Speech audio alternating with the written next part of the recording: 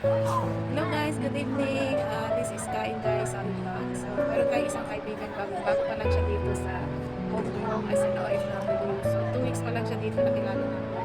Tapos, 2 months na siya. So, alamin natin ang naging journey niya ng 2 months kung paano sila nag-adjust lang. Hello guys, good evening. So,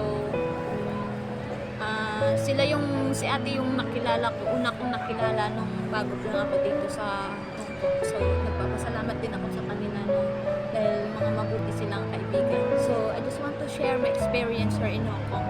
Since 2 months pa lang ako guys, so, malayo na, malapit na, mas pero malayo pa.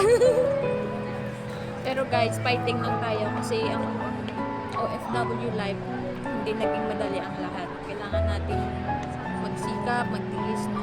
Dahil din sa pamilya natin. No? Kasi hindi tayo mananalo kung hindi natin ipaglaban ang pagsasakripisyo natin. No? So, kailangan lang natin talaga na lakasan ng loob, with prayers, yun lang magagawa natin kasi nandito tayo sa malayo, wala tayong pamilya dito, no? So at ang pag-abroad ay hindi ay paswerte-swerte lang talaga yun sa amo.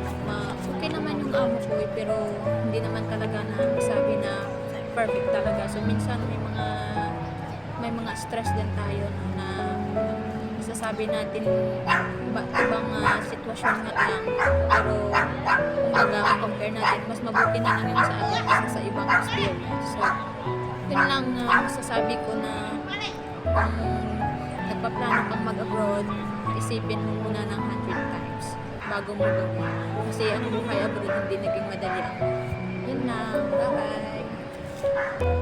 Okay, thank you for sharing, kaibigan, kabayan, sa nag-experience mo sa yung amo mo ngayon. So, actually, marami siyang naikwento tungkol sa amin na yan siya yung umiiyak-iyak siya yan.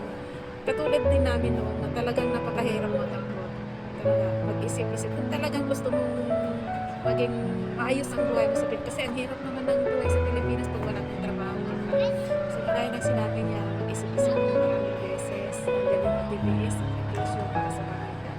So, yung mga gusto mag-abroad dito, ganun ang gawin nila. Expected na. Ganun nga talaga yung God is perfect yung mga pati nga ako 13 years na ako dito pero nandun pa rin yung parang away kami dalawa. Pero matagal ka na tumutubo na yung sumo. So, ganyan talaga pag ako tis lang. Talagang